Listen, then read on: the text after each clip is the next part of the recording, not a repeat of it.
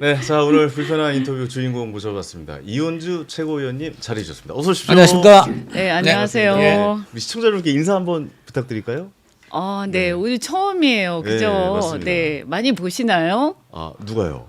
여기요. 시청자분들이요? 네, 아, 전 저희도 여기 시작한 지 얼마 처음 안 돼서. 나왔어요. 근데 네. 이현주 의원이 나온다니까 지금 네. 굉장히 많이 들어오는 걸로 지금 알고 있습니다. 아, 네. 네. 안녕하세요. 떨리네요. 반갑습니다. 네, 반갑습니다. 네네. 아니 근데 저는 이현주 의원님의 되게 좋은 기억들이 많아요. 네. 그러니까 방송국에서 이제 시사 프로그램 네. 진행하다 보면은 이렇게 오다 가다 이렇게 만나잖아요. 네. 그러면 이현주 의원님께서 항상 정말 밝은 미소로 사람들을 대해주시고 저한테도 이렇게 반갑게 인사해 주시는 모습이 제 머릿속에 깊게 남아 있거든요. 네. 예, 항상 네. 감사의 말씀을 좀 전해드리려고 이 자리를 빌려서. 네, 전 예. 뭐 웬만하면 밝게 인사합니다. 그러니까요. 네. 네네. 어쨌든 뭐, 너무 그래서 네. 기분이 좋았다. 저한테 그런 말씀. 해코지만 안 하시면 됩니다. 아, 무서워요. 초장부터 이거 아주 불편한 여의도인데 이거. 예. 네. 알겠습니다. 해코지 안 하는 불편한 여의도 예, 진행해 보도록 하겠습니다. 지난 주말에 15일에 국회에서 뉴 이재명을 논하다 토론회였었잖아요. 네. 그때 주목도가 엄청나게 높았던 걸로 기억해요. 어떤 토론이었고 어떤 이야기 나누셨는지 좀 여쭤봐도 되겠습니까? 이제 우리 이제 더불어민주당에서 뉴 이재명 현상이 이제 화제가 많이 됐었잖아요. 그렇죠. 네네. 근데 사실은 이제 그 현상에 대해서 사람들이 이제 갑론을박들이 막 있었어요. 또 심지어는 뭐 갈라치기다 이런 말들까지 있어서 맞아요. 예. 저는 상당히 황당하더라고요. 왜냐하면 어떻든 그 현상이라는 게 뭐 한겨레 신문에서도 분석을 했지만 이재명 대통령을 지지하는 사람들이 많이 늘어나고 그리고 외연이 확장되는 어쨌든 정치권에서는 정치하는 사람 입장에서 굉장히 반가운 현상인데 그걸 가지고 좀 부정적으로 얘기하는 사람들이 있다는 것 자체가 굉장히 놀라운 일이잖아요. 네네. 그래서 저는 이 현상을 분석하고 이걸 더 긍정적이고 이런 쪽으로 좀 더 발전시키는 게 좋겠다. 그리고 이 현상이 그리고 이게 도대체 뭐냐. 그리고 왜 사람들은 이 현상에 환호하느냐. 이걸 우리가 실체를 좀 아는 게 필요하겠다. 그리고 그럼 이게 사회적 현상 또는 이제 정치 현상으로서 이것의 내용이 뭔지를 좀 알 필요가 있는 거죠. 그래서 이제 여러 사람들 모시고 얘기를 좀 들었죠. 네, 그 뉴 이재명이라는 말이 굉장히 지금 이제 많이 대중들에게 회자가 알려져 되고 있고 있는데. 회자가 됐죠. 근데 뭐 한번 직접 뭐 궁금해요. 뭔지 예. 유이재명이라는 게 뭔지. 네. 근데 이제 두 가지 측면에서 얘기할 수 있는데요. 그러니까 이제 여론조사 기관에서 얘기한 거는 이재명 대통령 이제 대통령 선거 때는 지지하지 않았거나 아니면 지지를 했다 하더라도 뭐 좀 뜨뜻미지근해서 마지못해서 지지를 했는데 대통령 당선 이후에 이재명 대통령 열심히 일하시는 모습 아니면 그 이후에 이제 여러 가지 내가 생각했던 거하고 달리 좀 더 실용적이고 정말 성실하게 일 열심히 하는구나 나라를 위해서 이런 모습들을 보면서 적극적으로 지지하게 된 층 또는 뭐 국민의힘이 워낙 못하니까 지지하게 됐을 수도 있고요. 네. 어쨌든 이런 층들을 광범위하게 지지율이 이제 높아지는 이런 현상들을 일컫는 그런 층이라는 측면이 있고요. 또 하나는 이것을 이제 사회적 현상으로서 그 중동 실용주의 또는 이제 이 국무회의 같은 것을 생중계로 보여주지 않습니까? 그래서 이제는 이제 모든 이 행정이나 정치나 이런 것들을 뒤에서 밀실에서 하는 게 아니라 뭐 그 앞에서 이렇게 다 있는 그대로 보여주는 것. 그래서 좀 더 현대에 맞는 지금 시대에 맞는 좀 투명하고 있는 그대로 보여주는 행정과 정치 이런 것들을 말하는 것이다. 그래서 옛날로 치면 우리가 옛날에 뭐 새정치 이런 얘기 했잖아요. 그렇죠. 많이 그런 했죠. 거하고 비슷한 거죠.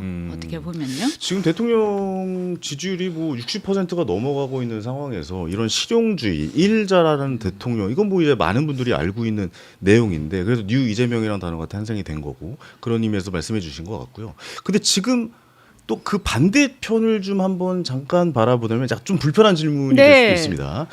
근데 지지자분들 거의 동조하시지 않는 분위기인 것 같은 느낌도 조금은 들거든요. 그러니까 예를 들어서 뭐 왜 그런 걸 하냐, 왜 우리 이쪽에서는 다른 이야기가 나오고 있고 뭐 공소 취소 관련해서 뭐 예를 들어서 김어준 씨 방송이라든가 네. 이런 데서 또 다른 목소리가 나오고 있는 것 같아 보이긴 하거든요. 거기에 대해서는 어떻게 생각하시는지 한번 여쭤봐도 될까요? 너무 모호하게 말씀하셔서. 네. 아, 네. 직접적으로 얘기하면 제가 네. 좀 뭐그 부분을 좀 들어가 보자면 이제 네, 들어가 이재명 대통령의 여러 가지 실용 정책 중에는 네. 검찰 개혁도 좋은데 네. 또 어떤 그 실질적으로 검찰이 좀 필요한 부분은 존치를 하면서 하자 이런 것인데 네. 전통적인 지금 민주당 그러니까 네. 이제 올드 민주당이라고 할까요? 그런 걸 대변하는 사람들 네. 뭐 대표적으로 김어준 같은 사람들인데 이런 사람들이 지금 저 대통령의 검찰 개혁이 불철저하다. 그리고 저 왜 불철저한가 봤더니 이거 혹시 공소 취소 거래까지 있는 거 아니냐? 뭐 이런 얘기까지 하면서 굉장히 이제 아주 뭐라 그럴까 극단적으로 대통령 공격까지 해요. 그러니까 이거는 큰 틀에서 이제 뉴 이재명 내지 이재명 대통령의 이런 실용 노선에 대해서 전통적인 민주당 그런 세력이 지금 발목 잡고 반발하는 거 아니냐? 이런 거죠. 네. 검찰 개혁 가지고 이것을 이제 확대해서 막 얘기하기에는 조금 안 맞는 면이 있긴 해요. 네네네. 근데 이제 굳이 얘기를 하자면 제가 생각할 때는 예를 들면 이제 검찰총장이라는 이 표현을 놔둘 거냐 말 거냐 하는 걸 가지고 얘기를 하자면 검찰총장이라는 표현이 뭔가 되게 이렇게 검찰에다 권위를 막 여전히 남겨두는 것 같고 그래서 이거는 검찰의 권위를 남겨두는 것은 검찰 개혁에 반하는 것이야. 이렇게 형식적으로 생각할 수 있죠. 네네. 하지만 이거는 헌법에 나와 있는 거기 때문에요. 이거를 삭제하려면 결국은 헌법을 개정해야 돼요. 그래서 사실은 실질적으로는 아무런 이게 관계가 없는 거예요. 네네. 근데 이걸 가지고 막 죽을 똥 살 똥 싸울 필요는 없는 거거든요. 그래서 결국은 검찰 개혁의 중요한 본질은 뭐냐 하면 수사 기소 분리, 그 다음에 피의자의 인권을 어떻게 보호할 거냐, 이 본질적인 내용에 충실해야 되는 거기 때문에 이런 부분 가지고 너무 이렇게 막 극단적으로 싸울 필요는 없다라는 네네. 것이 이제 이런 어떤 실용적인 정신인 거죠. 그 예를 들어서 그리고 공소청으로 가는데 검찰청에 있던 검사들 다 자르고 완전히 해체를 시키고 새로 시험을 봐서 다시 고용을 하자.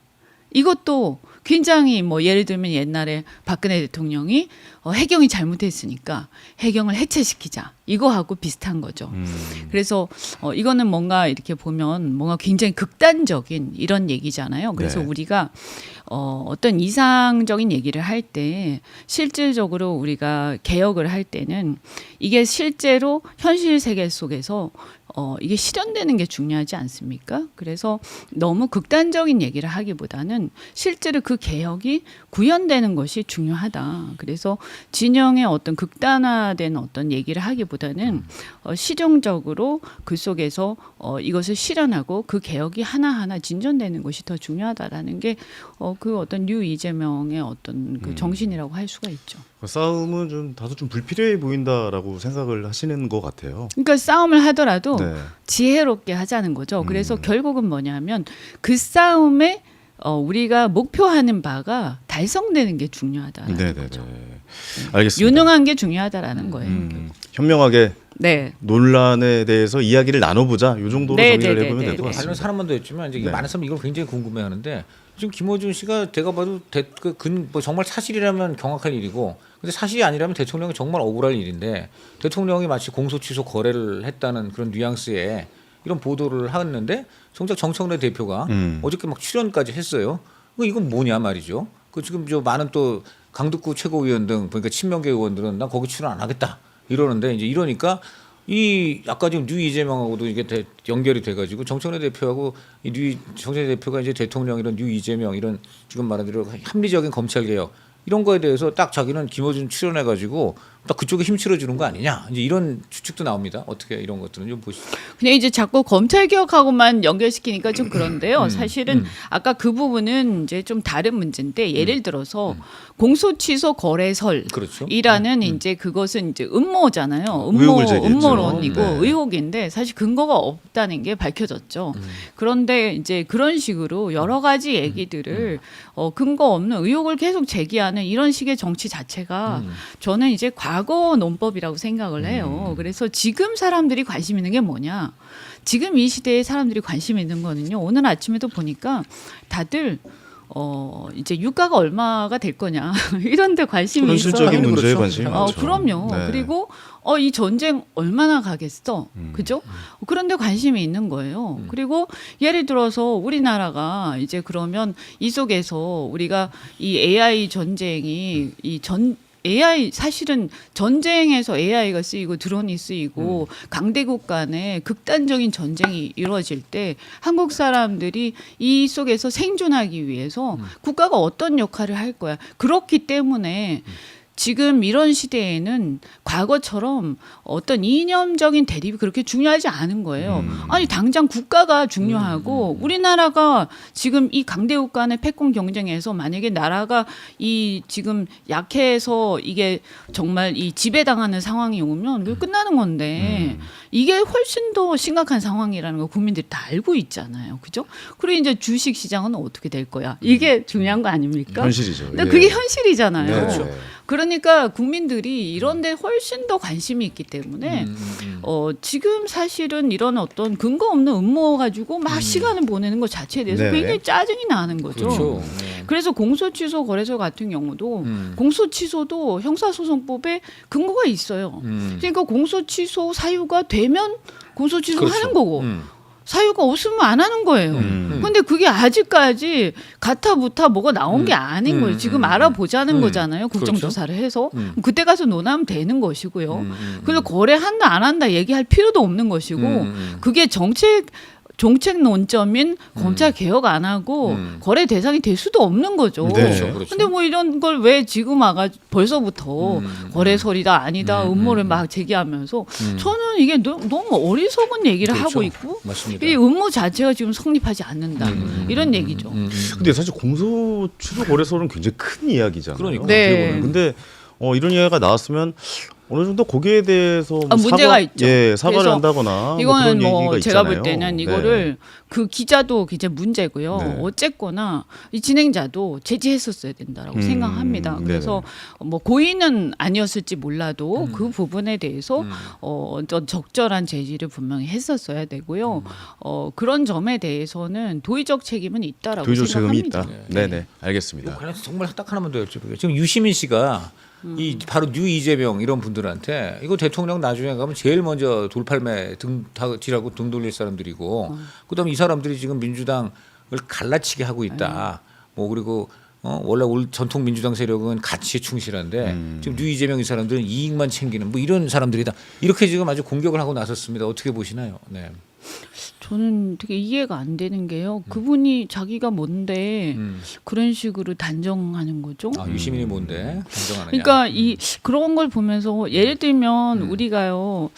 저는 다른 사람에 대해서 뭐 나는 이런 사람인데 너는 이런 사람이야 이렇게 단정하지 않거든요. 네네네. 그렇잖아요. 그렇죠. 한 번에 그렇게 평가하지는 않죠. 그걸 함부로 그렇게 단정할 수 있나요? 굉장히 놀라운 논법이에요. 굉장히 비합리적인 논법이고요. 그런 걸 보면 매우 선민주의적이다 하는 거를 이렇게 느끼고요. 그리고 저는 이제 가치와 이익이라는 이게 어떻게 들리냐면 우리가 그렇게 얘기를 하잖아요. 지나치게 이념과 진영에 매몰돼 있다. 그죠? 그래서 어떨 때는 이렇게 종교화 돼 있는 것 같고 우리 선배들인데 이제 민주화 운동 586. 그러니까 뭐 586. 어쨌든 이 그 독재와의 어떤 민주화 투쟁을 너무 열심히 그때는 이제 선악 구도가 있었죠 분명히. 그러다 보니까 절대악이 있었죠. 절대악이 있었죠. 그래서 네. 거대 빌런이 있었기 때문에 선과 악의 그 대결에 너무 익숙하다 보니까 가치가 중요하긴 해요. 그런데 가치 절대주의에 이제 빠져 있는 경우. 근데 지금 이 시대에는요 사실 선악이 분명하지 않은 경우가 굉장히 많고요.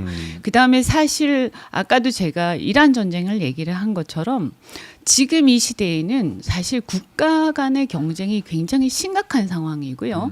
우리가 트럼프가 문제가 있다는 거를 몰라서 우리가 꼼짝을 못 합니까? 그죠? 그런 게 아니잖아요. 네네.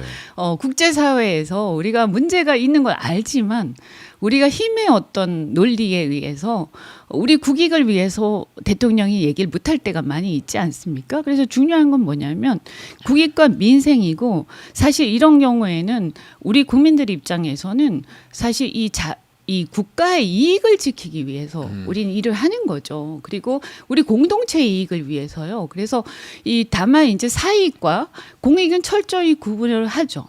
그래서 그런 면에서 보면 어떤 면에서는 선배들보다 훨씬 더 어떤 내로남불적인 측면이라든가 이런 공익과 사익의 구별은 훨씬 더 철저하게 구별하는 훈련이 돼 있는 사람들이에요. 뉴 이재명 세력이? 그렇죠. 그래서 저는 후배들에 대해서 좀 더 이렇게 좀 다독거리고 좀 더 걱정해주고 네네. 네, 그리고 후배들이 살아갈 대한민국에 대해서 좀 더 책임감을 가지고 미래에 대한 걱정을 좀 하고 좀 길을 터주면 더 좋지 않겠나 네. 이런 생각을 해봅니다. 말씀이 네. 이제 소모적 논쟁은 좀 이제 그만하자. 그렇죠. 네, 이거 그리고 계속 이런 얘기가 제가 나오냐, 이런 말씀이신 것 생각을 같아요. 합니다. 네. 그리고 이제 우리가 국민의힘이랄까요? 이 상대 진영, 우리 진영 이렇게 막 나누는 것도 앞으로는 사실 시대가 좀 지나가고 있다라고 생각을 하는데요. 국민의힘 쪽은 아마도 이번 지방선거가 지나면요, 저쪽은 이제 지금 윤호개인이 몰락할 수밖에 없지 않겠습니까? 그러면 뭐 제가 볼 때 경쟁 구도가 이제 제 예상입니다만 네. 뭐 한동훈, 그 다음에 오세훈. 이준석. 그리고 이준석 뭐 이런 네. 경쟁 구도가 가면서 어쨌든 그쪽에서도 그 쇄신을 위한 어떤 경쟁 구도가 굉장히 치열하게 벌어질 거예요. 보수의 쇄신이 시작될 것이다라고 생각하십니까? 뭐 거기가 보수인지는 전 잘 모르겠어요. 네네. 지금은 어떤 보수냐 진보냐 이런 개념도 잘 안 맞는 것 같아요. 근데 어쨌든 그 그룹에 어떤 나름의 쇄신 경쟁이 있을 텐데요. 우리도 그 쇄신 경쟁이 이재명 대통령이 이미 그런 어떤 뉴 이재명식의 어떤 새로운 시대를 열고 계세요. 그러면 네. 여당도 쇄신 경쟁이 굉장히 빠르게 일어나야 된다. 근데 우리는 그런 거 없이 이런 새로운 시대를 열고 중도 실용을 중심으로 해서 새로운 시대로 가고자 하는 이런 흐름을 계속 막고 그것에 대해서 선배들이 그것을 오히려 격려하면서 따라가야지. 그것을 막고 있으면 우리는 굉장히 심각한 문제에 봉착할 거예요. 그래서 저는 이런 부분들에 대해서 옛날의 어떤 관행이라든지 이런 걸 다 부정하는 게 아니라요. 이 조화를 이루면서 이 외연을 확장하고 함께 좀 끌어안고 가야 되지 않느냐. 그리고 같이 오히려 뉴 이재명을 지지하면서 그렇게 가야 된다라고 생각을 합니다. 알겠습니다. 이제 좀 선거 이야기로 좀 넘어가 보도록 하겠습니다. 한때 뭐 경기도지사 네. 후보로도 언급이 됐었잖아요. 근데 일찌감치 좀 그만두신 건가요?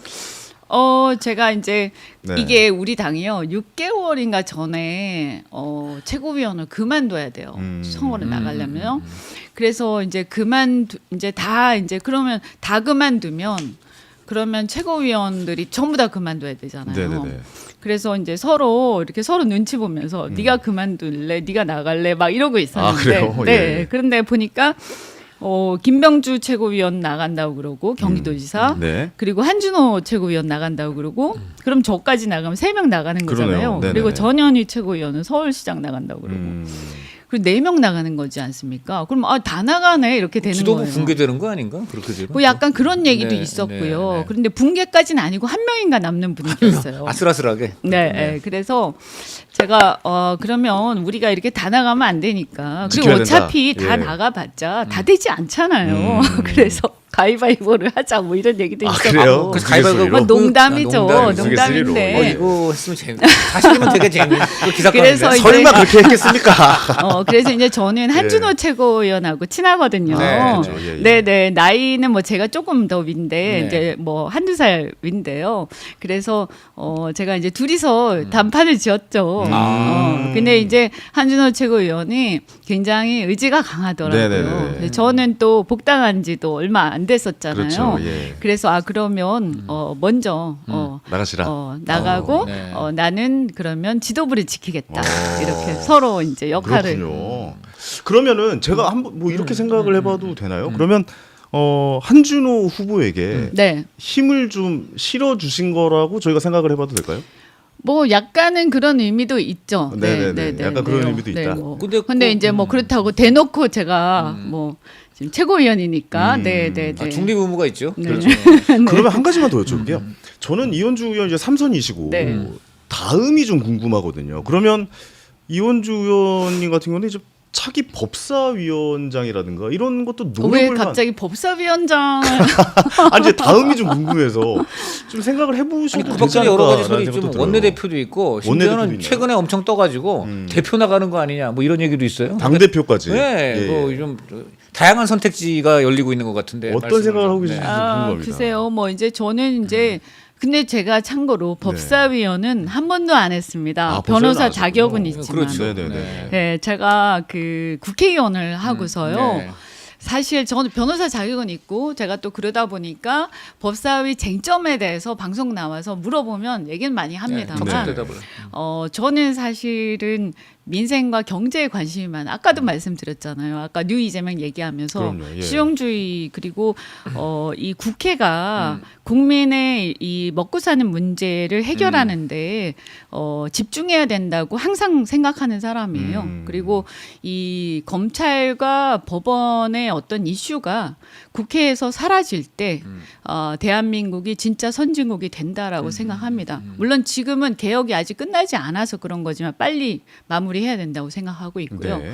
그래서 법사위원장은 저 말고 다른 분들이 오. 잘 하시면 좋겠다라는 생각을 갖고 있습니다. 아 그렇군요. 네네네. 그러면 알겠습니다. 다른 선택지 원내대표 또는 뭐 대표 아니면 뭐 다른 거 뭐 장관 뭐 어떤 거 좀 어쨌든 저는 대한민국이 이렇게 아까 말씀드린 것처럼 이 AI 대전환 시대에서 AI를 지배하는 나라와 지배받는 나라로 크게 양극화된다고 생각하거든요. 그 상황에서 우리 산업과 경제가 발전하는데 역할을 할 수 있는 거라면 뭐든지 시키는 거 다 무슨 하겠습니다. 산업이나 경제계통 장관 같은 거 생각. 이거 뭐 그거는 뭐든지 국회에서든 정부에서든 네. 뭐든지 네. 할 수 있는 역할 다 하겠습니다. 네, 어떤 또 행보를 보여주실지 좀 기대가 네, 돼서 네, 한번 그렇죠. 여쭤봤습니다. 경제 얘기하셨으니까 전 경제 얘기로 좀 넘어가 보면요, 또 기업 경험이 있으시잖아요. 네. 기업에서 일하신 경험이 네, 있고. 자동차 또 이제 에너지 음, 쪽에서 일을 그렇죠. 했었죠.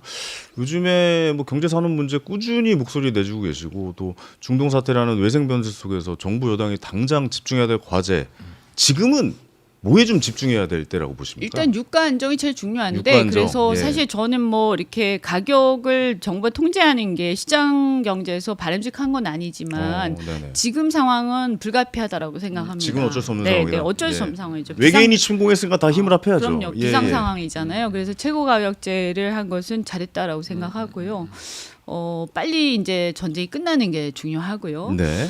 그 다음에 이제 하나는 이제 추경도 불가피한데요. 그래서 이 부분은 이제 다행히 우리가 그 추경이 이제 세수가 늘어났어요. 지난 이제 최근 들어서 보면 이 반도체 특수가 있지 않았습니까? 그래서 우리가 세수가 굉장히 늘어났기 때문에 그 늘어난 세수 범위 안에서 추경을 하면 물가나 이런 유동성에서 큰 문제는 없다라고 네네. 생각하고요. 그래서 다만 그 추경을 함에 있어서 그냥 보편적 추경을 하기보다는 취약 계층과 취약한 층들이 있습니다. 지금 유가도 말씀을 드렸지만 지금 이런 전쟁과 관련해서 특별히 타격을 받는 층들이 네. 이거 분석하면 나오거든요. 그 층에다가 타겟팅해서 해야 이게 경기에 가장 이제 취약한 층들을 안전망을 깔아줄 수가 있거든요. 그걸 잘 분석해서 전 추경을 해야 그런데 된다고 이재명 봅니다. 대통령 과거 경기지사 때부터 쭉 흐름을 보면 이분은 기본소득이라든가 뭐 물론 이제 그 재산상의 차이들이 국민이 있겠지만 좀 보편적으로 좀 이렇게 좀 지급을 하고 약간 그런 노선을 좀 대통령이 선호하는 것 같은데 그런 거하고, 기본소득은 뭐 그렇게 좀 말씀은 예전에 하셨는데요.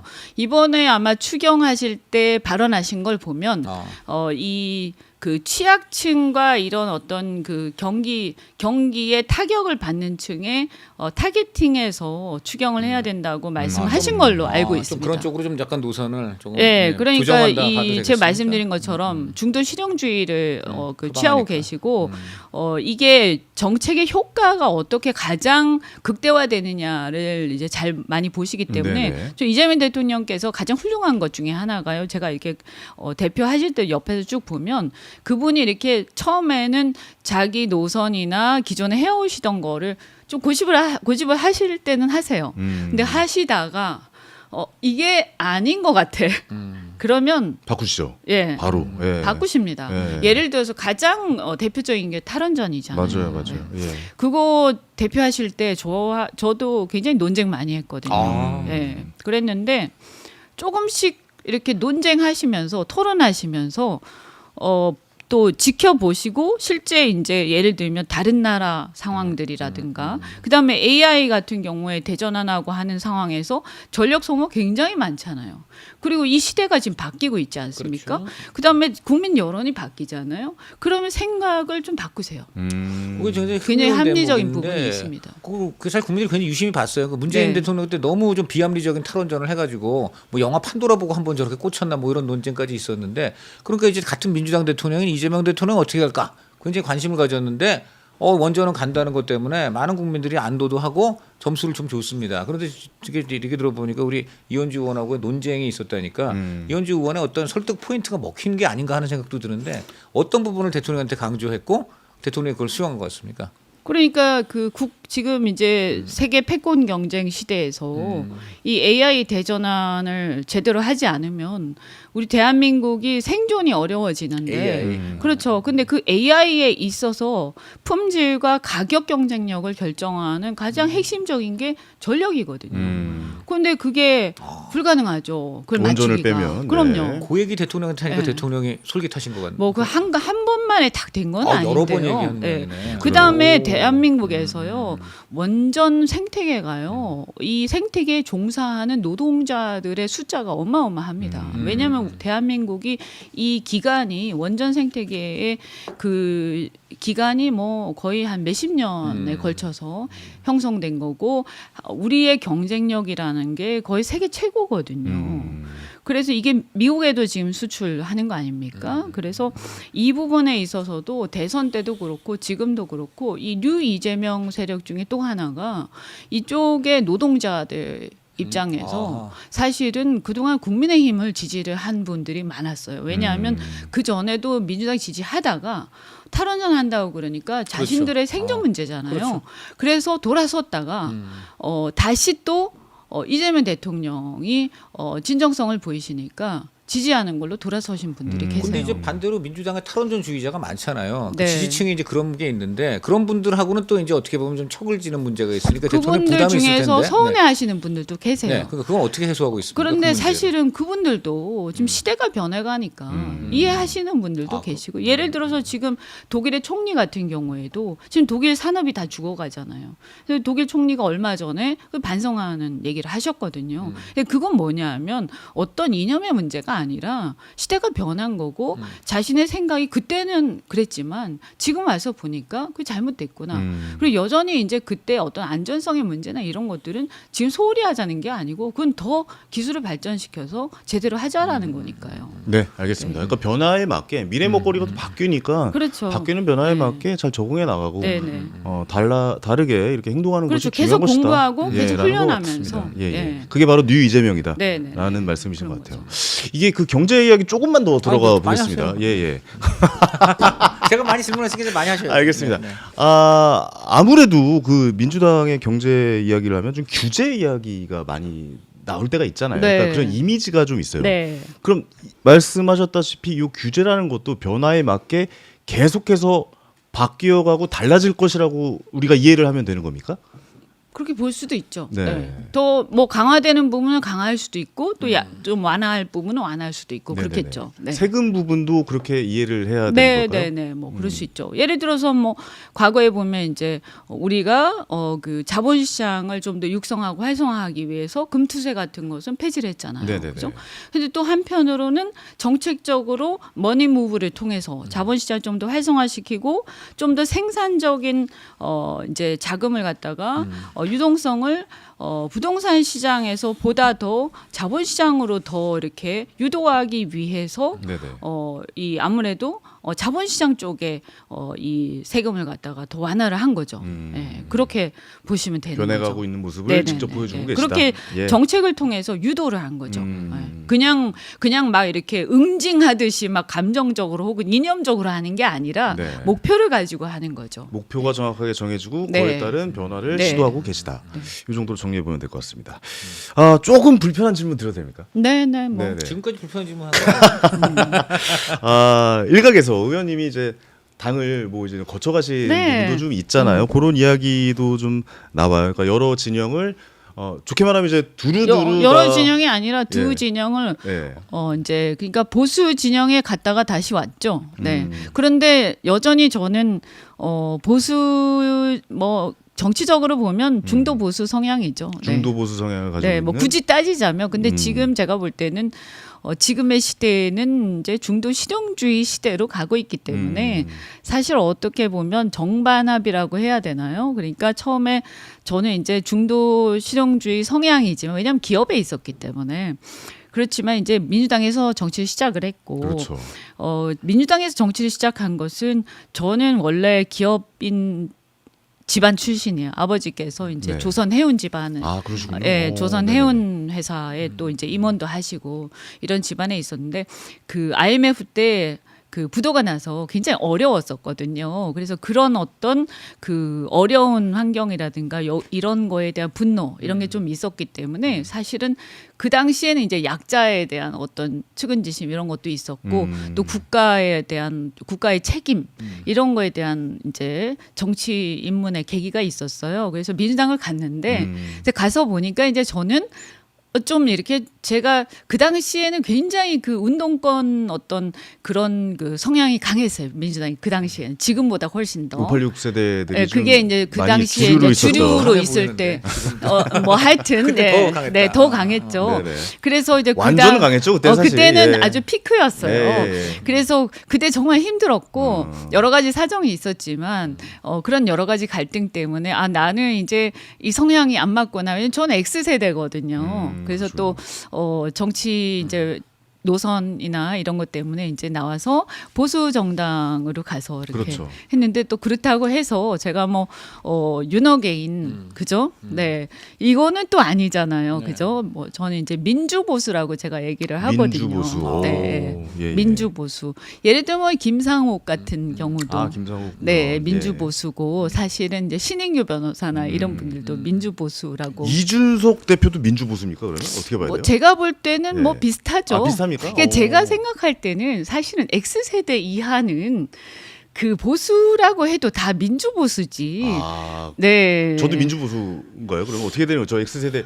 그러니까 예. 이런 이 기준이 그러니까 보수도 모르겠어서. 민주보수고 예. 이 진보도 운동 진보가 아니에요. 그러니까 이제는 다 보호가 비슷해요. 그러니까 제가 애매모호해서, 보면 뭐 무조건 잘못해도 뭐 우리 편이니까 감싸줘야 된다 이런 게 맞아요. 진보도 젊은 층에는 네. 그런 게 없어요. 경계가 허물어졌습니다. 그러니까 그런 사실. 분들이 맞아요. 그런 네. 분들이 지금 이제 예를 들어 조국당하고 합당할 때 격렬하게 반대를 하는 것이고 그럴 맞아요. 때 이제 그게 뉴 이재명이 되는 그게 거니까. 뉴 이재명이다. 예, 어. 그런 네, 거라고 볼수 있을 것 그러니까 같아요. 제가 보면 그 저희 세대 이하는요 다 비슷비슷해요. 큰 차이가 네, 없어요. 맞는 것 같아요, 저도. 예. 굉장히 진보적이거나 굉장히 극우적인 경우 빼고는 거의 큰 차이가 없어요. 이건 제가 진심으로 공감합니다. 네, 네, 예, 그죠. 예, 이거 얘기해 공감해요. 보면 거의 맞아요, 비슷하거든요. 맞아요. 예, 예, 예. 근데 이제 어떻든 선배들이나 어떤 인연에 의해서 정치를 양당에서 그러니까, 시작을 예. 하는 거죠. 그렇죠, 그렇죠. 예. 그래서 이제 방황도 많이 하고 다들 갔다가 또 후회도 하고 막 막 하는데 결국은 어쨌든 정치를 시작한 곳이 그래도 정치의 그 기반이 있기 때문에 저 같은 경우에는 어쨌든 이재명 대통령하고 인연도 있고 이렇게 해서 다시 민주당에 와서 다시 시작을 하는 거죠. 네네네. 네, 지금 이제 여기서 어쨌든 계속 여기서 이제 키워 나가는 거고 정치적으로도 결국에는 제가 당선이 3번째 지금 됐는데 어떻든 당선이 3번 된 거는 민주당에서 계속 된 거잖아요. 그럼요. 네네. 그 최고위원이 된 것도 저를 민주당에서. 최고위원으로 뽑아주신 것도 민주당 당원들이 뽑아주신 거고. 맞네요. 네. 그런 거죠. 그리고 민주당 안에서 민주 보수 세력 또는 뉴 이재명으로서 지금 자리 잡고 있는 거잖아요. 그러니까 이제 저는 이렇게 정치하고 있는 거죠. 알겠습니다. 그러면 좀 정리를 해보면 뉴 이재명이란 단어는 민주보수다라고 좀 정의를 내려도 되는 겁니까?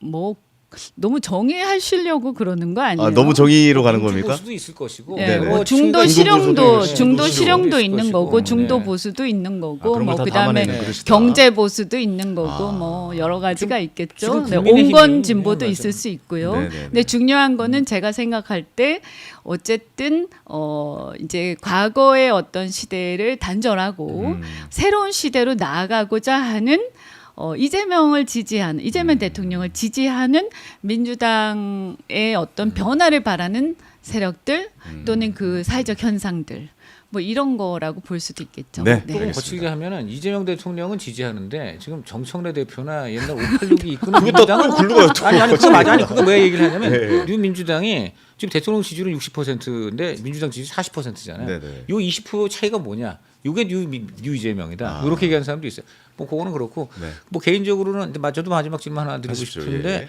사실 이현주 의원 개인적인 측면 한번 질문 드리면 최근 강렬한 인상을 남겼다고 하는 게 사진이 있어요. 합당 논란 때 그 정청래 대표가 얘기했는데 우리 이현주 의원이 촥 이렇게 아주 아니 근데 그거- 그거는 말이지 네. 옆으로 보면 그렇게 보여요. 그런데 그 사진을 또 찍었더라고. 잠깐요. 근데 그게 아니고 내 얘기는 이거야. 그래서 네네네. 좀 뜻이 불편하네. 불편하지 진짜. 않다니까 왜 이래? 그런 뜻이었는데 그래서 제가 그날 뉴 이재명 그 세미나에 저도 가서 취재를 했는데 네네네. 이현주 의원 연호하는 그 목소리가 굉장히 힘이 실렸더라고요. 이현주 그러는데 지금 뭐 일각에서는 농담으로 누가 퀸 언주냐 뭐 이런 얘기도 그런 있고 얘기도 그런 나오더라고요. 얘기에서 팬덤 네. 생기신 것 같은데 네. 지금 퀸언주고 뉴 이재명 현상 말고 이현주 현상 있습니까? 어떻습니까? 반응이 아니 좋죠. 그렇게 요즘에. 얘기하면 예. 큰일 갑자기 나요 막- 이거. 네. 그냥 객관적으로 말씀해 주시죠. 네. 아니 보니까 그런 것 같아요. 이게 제가 그 일을 계기로 그러니까 이제 그때 합당 네. 그 사태 그 일을 계기로 우리 당을 민주당을 지지하던 또는 이재명 대통령을 지지하던 2030 세대 한들이 각성한 것 같아요. 각성. 네, 네. 그래가지고 보니까 그 예를 들어서 그분들이 깜짝 놀라신 거예요. 나 이재명 대통령 지지하는데 나 민주당도 지지하려고 그러고 있었는데 아니면 지지하는데 그런데 내가 좋아하는 이재명 대통령 혹은 민주당이 갑자기 내가 싫어하는 혹은 이제 어쨌든 이게 그 2030 세대들한테 있어서 그 입시 비리의 지금 조국 이거는 그 대표까지. 위선과 네. 이런 기억들은 정말 용납할 수 없는 용서할 수 없는 영린이죠. 네, 영린이더라고요. 네, 네, 맞아요. 그런데 그게 확 밀려오면서 막 부르르르 하는 거예요. 응? 그러니까 그런 게 막 어떤 문자라든가 여러 가지로 뭐 막 와요? 탈당하겠다부터 아. 시작해갖고 난리였어요. 그리고 막 지역에 가도 그렇고 특히 이제 남성 여성 가릴 것 없이 여성들도? 네. 여성들은 또 뭐가 더 있었냐면 성비위 아, 건이 그렇죠. 있었어요. 맞아요. 그게 막 예. 집단적으로 막 이렇게 조국 혁신당에서 일어났던 성비 그래가지고 사건. 막 난리도 아니었거든요. 그런데 이제 막 발을 동동 구르고 근데 이제 자신들이 당에서 압도적 다수는 아니잖아요. 그런데 아무도 자신들의 이 그 의사를 대변해주지 않는 거예요. 그러면서 그냥 밀어붙이려고 하니까 거기에 대한 어떤 그 뭐랄까요, 이 뭔가 그 어떻게 할 수 없는 무력감. 배신감도 있었을 것 같고. 네, 네. 네. 배신감과 무력감 때문에 정말 막 난리였거든요. 그래서 막 죽여버리겠다, 뭐 난리. 누구를? 뭐 하여튼 여러 가지 얘기가 있었어요. 그래서. 그래가지고 뭐 너희들이 정말 뭐 당원 주권주의 하는 거 맞냐, 뭐 어떤 무슨 수렴 절차도 없고 민주적이지도 않고 민주주의 좋아하시네 뭐 이러면서 막 난리, 장문의 뭐 편지를 엄청나게 받았어요. 부모님한테도. 네. 그래서 이제 제가 그거를 논리적으로 또 그게 여론조사에 다 드러난 거 아닙니까? 맞습니다. 그때 그래서 보면. 합당 반대가 더 많았던 것이. 네네. 네. 그렇죠. 아니 중도층에서는 압도적으로 합당 많았고 반대. 또 2030에서도 많았잖아요. 특히나 그리고 전체 여론에서는 당연히 많았고 우리 당 지지층에서도 점점 많아지고 있었잖아요. 그런 여론들이 퍼지고 있었거든요. 그래서 이제 제가 이제 그걸 대변을 해준 거죠. 그리고 그 정도로 그 2030에서 그렇게 강하면 그걸 무리하게 밀어붙여서 억지로 끌고 간다고 되는 게 아니지 않습니까? 그리고 젊은 사람들이 그렇게 싫어하는데 특히나 뭐 청년위원회, 대학생위원회 이런 데서도 난리였거든요. 그러니까 이제 제가 그걸 대변해 준 거죠. 적극적으로. 네네. 그래서 이제 결국에는 그게 이제 안 됐잖아요. 그러니까 이제 이후에 뜻이 예, 있는 그렇게 된 거죠. 알겠습니다. 하나만 정말 근데 네, 들어가십시오. 조국 예. 대표가 민주당 귀책 사유가 있는 데는 후보 내지 말라, 평택 군산 내지 말라. 지금 선거 연대 사실상 계속 좀 이렇게 좀 꾀하는 이제 양상인데 그 부분은 어떻게 해서요? 민주당이 좀 응할. 아니 그러니까 그런 것도 비슷한 맥락이에요. 그래서 이렇게 꼭 그 예전에 어떤 입시비리나 이런 것뿐만이 아니라 이런 거죠. 어떤 근거로 왜 후보를 내지 말라? 어떤 합리적 이유가 있는 거야? 왜? 설명해봐. 이유가 뭐야? 귀책 사유. 그러니까 당신도 잘못하지 않아요. 아니 그게 아니라 예를 들어서 정당이 후보를 내는 것인데 그럼 우리가 안 내고 거기에 양보해야 되는 이유가 뭔데? 어떤 특권이 주어져야 되는데? 그러니까 왜 특권을 줘야 되는데? 이렇게 인식을 하더라고요. 지지층들 유이재명 그러니까 그러니까 왜 항상 프리빌리지, 그러니까 왜 항상 특권이 주어져야 하느냐라는 거에 대해서 상당한 어떤 그 분노를 가지고 반발, 있더라고요. 진짜 실용주의네요. 네. 네. 그거 설명해. 그러니까 근데 그게요. 어떤 사람에 대해서도 마찬가지예요. 항상 설명이 안 되면요 이해를 안 해요. 알겠습니다. 귀책 사유 뭐 이런 거 얘기하지만 그럼 그쪽의 귀책은요? 막 이런 식으로 이제 받아치는 다 거겠죠. 마찬가지죠. 예, 예, 예. 설명을 하지 않으면요 네네네. 이해를 안 해요. 네네. 설명을 못 하는 거지. 그러니까 설명을 못 하면 이해를 못 하는. 그렇죠. 설명 못하면. 알겠습니다. 논리적이어야 돼요. 네네. 오늘 이야기 정말 즐거웠습니다. 왜냐면 네. 되게 저는 사실 뭐 공감을 많이 하면서 그죠? 들었어요. 네. 예, 네. 그 의원님의 말씀에 이렇게 이런 쪽으로 생각을 하시는구나, 이런 상황이었었구나, 이런 것이 뉴 이재명이구나라는 것을 저도 오늘 새롭게 좀 알아가는 부분도 굉장히 좀 많았던 그런 그럼요. 시간이었던 것 같습니다. 그래서 이렇게 통계 같은 거 내놓고 설명하라 이렇게 얘기해요. 통계 갖고 와봐 이런 식으로 물어봐요. 젊은 사람들은 다 그렇지 않나요? 다 그래요. 네, 맞아요. 다 그래요. 네, 뭐 네. 아니 무슨 분들 대충 때려잡아서 얘기하는 거야? 이렇게 물어보잖아요. 감성으로 하는 것보다 정확한 데이터와 어. 숫자 가지고 이야기하는 게 요즘 세대가 맞는 것 그렇죠, 같긴 합니다. 맞습니다. 알겠습니다. 마지막으로 뭐 이현주 의원님 시청자 여러분께 한 하실 말씀 말씀 있으면 하시죠. 한 말씀 좀 부탁드릴까요? 네. 네. 어쨌든 저는 지금 보면 대통령께서 뭐 이렇게 그 국무회의 이제 제가 생중계도 얘기를 했지만 네. 지금 어려운 시국에서 굉장히 열심히 정부도 그렇고 최선을 다해서 열심히 일을 하고 계세요. 그리고 국회도 거기 맞춰서 최선을 다해서 입법도 하고 열심히 뛰어야 된다고 생각하고요. 지금은 모두가 열심히 해야 될 때라고 생각합니다. 그래서 네. 이 시대가 좀 바뀌어야 된다. 그리고 사실은 정말 몇십 년 동안 우리가 한 10여 년 동안요. 그동안에 정권은 계속 바뀌었지만 왠지 시대는 안 바뀐 것 같지 않습니까? 이제는 좀 변해야 될 때다. 예, 급변하는 시대. 정치도 좀 바뀔 수 있도록 저도 좀 모자라지만 열심히 노력하겠습니다. 알겠습니다. 네, 고맙습니다. 오늘 찾아와 주셔서 다시 한번 감사의 말씀드리고 자주 좀 뵙도록 하겠습니다. 자주 네. 나와주십시오. 고맙습니다. 감사합니다. 네. 네. 자, 여러분 오늘 여의도 오늘도 역시 털어봤는데 어떠셨습니까? 오늘 강찬호 의원님 활약이 되게 돋보이셨어요. 무슨 관련? 불편한 질문들을 그냥 훅훅 막 저는 약간 움찔움찔했거든요. 예. 아니 먼저 하신 분은 황현희 위원장 아니세요? 책임을 왜 저한테 책임을 왜 나한테 회피를 해? 네. 알겠습니다. 다음 주 화요일에 또 인사드릴 텐데 다음 주 화요일에는 네. 한동훈 전 대표 나오십니다. 아 그렇군요. 굉장히 좀 근데 좀 재밌는 묘한 데가 될것 게 같아요. 우리 한동훈 전 대표하고 또 이현주 의원하고 연배가 비슷하고 맞아요. 약간 70년대 X세대. 두 사람 다 그 양당의 기존 구조에서 맞네요. 약간 뭐 새로운 어떤 네. 미래 이런 거 추진하는 좀 이어지는 느낌이네요. 네. 저희 진짜 그 불편한 일도 그 게스트분들이 진짜 최고입니다. 아, 이렇게 정말, 영향력 네. 있는 분들이 나와주시면은 네. 대화도 즐겁고 네. 오늘도 많이 배워가고 아, 좀 많은 걸 배운 것 같아요. 예, 이해해가는 네. 그런 예, 시간이었던 네, 것 네, 같습니다. 네. 함께해 주신 여러분 다시 한번 감사하다는 말씀드리겠고요. 저희는 다음 주 화요일 10시에 생방송으로 찾아뵙겠습니다. 황현이었습니다. 감사합니다. 감사합니다. 고맙습니다.